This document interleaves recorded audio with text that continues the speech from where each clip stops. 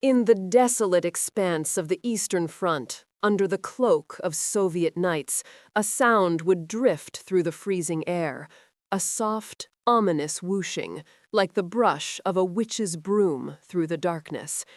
It was the only warning the German soldiers received before bombs rained down, shattering their sleep and their morale. They called these phantom aviators Nachthexen, the night witches. This wasn't the roar of powerful engines or the glint of state-of-the-art bombers. It was the whisper of plywood and canvas biplanes, flown by an all-female regiment of courageous, young Soviet women who transformed obsolete training aircraft into instruments of terror and precision. Their story is one of unwavering resolve, defying gender norms and turning disadvantage into a tactical triumph in the brutal crucible of World War II. To understand the extraordinary emergence of the night witches, we must first cast our gaze back to the early 20th century, and specifically the Soviet Union.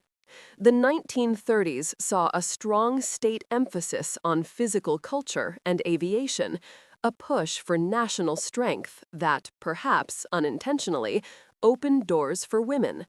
Flying clubs flourished, and thousands of young Soviet women, captivated by the romance and freedom of flight, eagerly embraced aviation.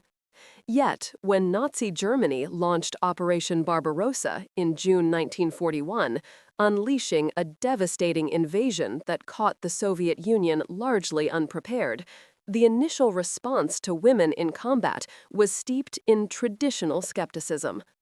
Despite women serving in various roles in the Russian military during World War I and the Russian Revolution, an informal atmosphere initially sought to keep them out of direct combat. However, the sheer scale of casualties and the existential threat to the motherland forced a radical rethinking. Enter Marina Raskova, a celebrated Soviet aviator and navigator, often dubbed the Russian Amelia Earhart for her record-setting long-distance flights. Raskova became a powerful advocate for female pilots, receiving a flood of letters from women desperate to contribute to the war effort with their flying skills. Using her personal connections with Joseph Stalin, she successfully convinced the Soviet leader to authorize the formation of 3 all-female air regiments in October 1941. The 586th Fighter Aviation Regiment, the 587th Bomber Aviation Regiment, and the 588th Night Bomber Regiment. This decision marked a groundbreaking moment, as the Soviet Union became the first nation to officially permit women to fly combat missions. Hundreds of women, many in their late teens and early 20s, university students and young workers, answered the call, enrolling at the Engels School of Aviation. They underwent an intensive, accelerated training program, condensing years of instruction into just a few grueling months. They learned not only to fly, but also to navigate and maintain their aircraft. Their uniforms were often ill-fitting, hand-me-down men's attire, with boots so oversized they had to stuff them with torn bedding. More challenging than the physical discomfort, perhaps, was the pervasive sexism and skepticism from many male counterparts who doubted their capabilities and treated them with little respect. Yet, this discrimination only fueled their determination. Of the 3 regiments, the 588th Night Bomber Regiment became the most famous and, arguably, the most feared.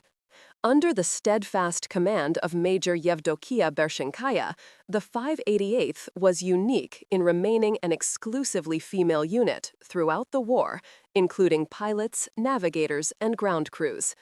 They were assigned the Polikarpov Po-2 biplane, an aircraft so antiquated it was primarily used for crop dusting and training.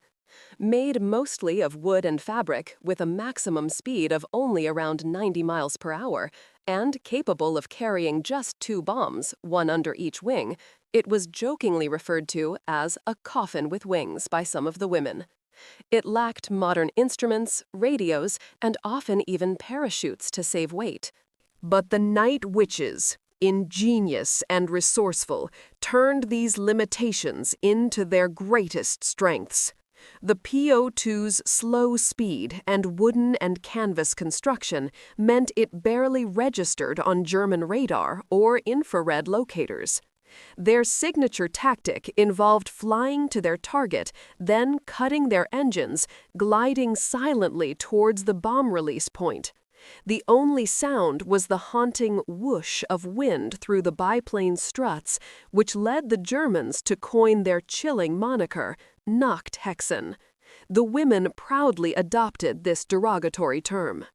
These were not large strategic bombing raids, but rather relentless psychological warfare. Flying 8 to 18 sorties in a single night, the Night Witches delivered a continuous, exhausting stream of harassment bombing. They would drop 2 bombs, return to their rudimentary airfields, quickly refuel, load more bombs by hand, and take off again within minutes. This ceaseless activity deprived German troops of sleep, eroding their morale and disrupting their operations. The psychological toll was immense. Any German soldier who managed to shoot down a night witch was automatically awarded the prestigious Iron Cross. Rumors even circulated among German troops that the Soviet women possessed special injections that granted them enhanced night vision. Behind every whooshing biplane were individual women, each with her own story of courage and sacrifice. Take Nadezhda Popova, who would go on to fly 852 missions, often 18 in a single night. Her childhood dreams of becoming an actress were shattered when the Germans invaded, her hometown in Ukraine overrun, her family home turned into a Gestapo station, and her brother killed. The war became deeply personal. Popova recalled her first mission, witnessing 2 comrades shot down and killed. She was ordered to fly another mission immediately. "It was the best thing to keep me from thinking about it," she later said. She once returned from a sortie with 42 bullet holes in her plane, even in her helmet and map, yet miraculously survived. Another remarkable pilot, Irina Sabrova, holds the record for the most sorties, completing 1,008 missions. These women faced constant danger not just from enemy fire, but from the elements and their fragile aircraft.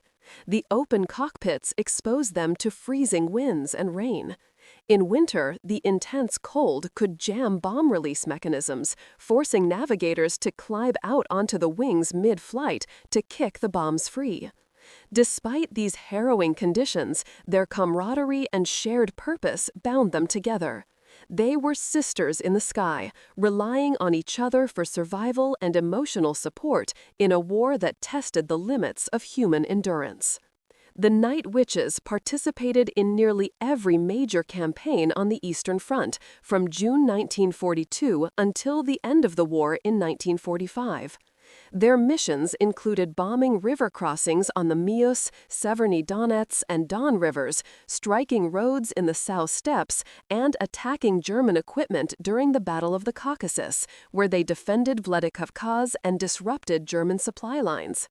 They played a critical role in the Kuban bridgehead operations in 1943, softening Nazi defenses on the Taman Peninsula, an achievement that earned them the prestigious Guards designation.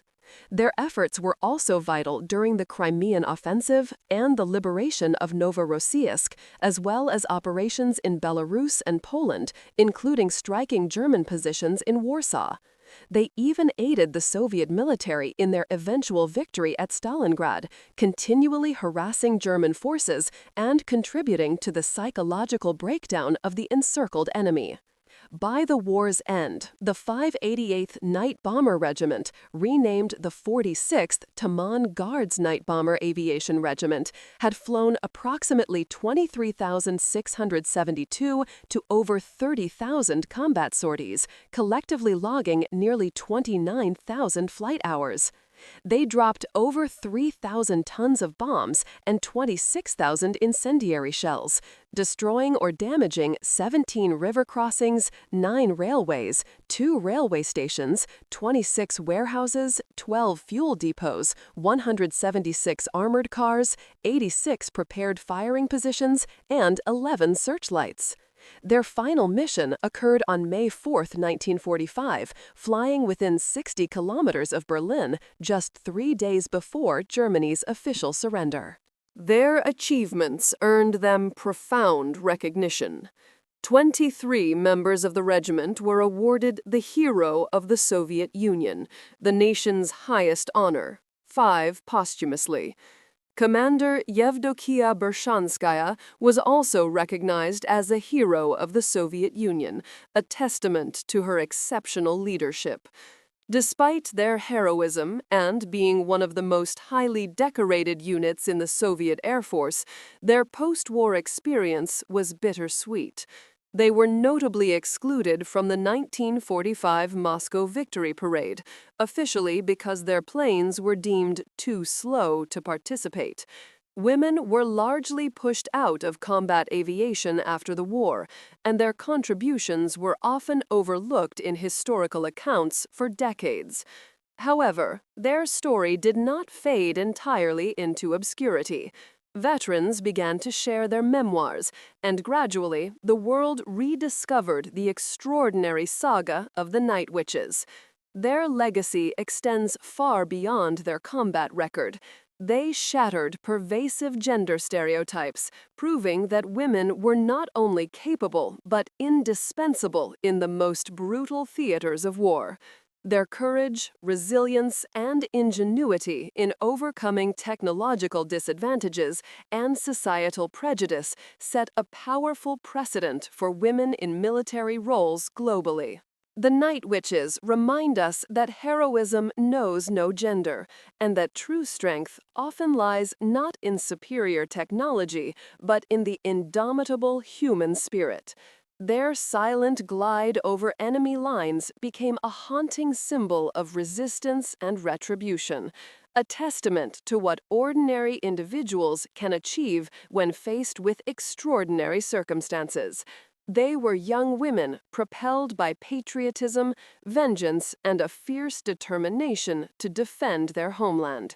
Their coffins with wings became chariots of defiance, piloted by those who refused to be confined by expectations. Their whispers in the night may be long gone, but the echo of their bravery continues to resonate. What other untold stories of courage and ingenuity lie hidden in the annals of history, waiting to inspire us? Explore, question, and remember. For in these tales, we find not just history, but enduring lessons for the future. The Night Witches, these phantom warriors of the Eastern Front, remain a powerful reminder that even in the darkest hours, the human spirit can soar, turning fear into an unexpected weapon, and proving that sometimes the quietest approach can be the most terrifying.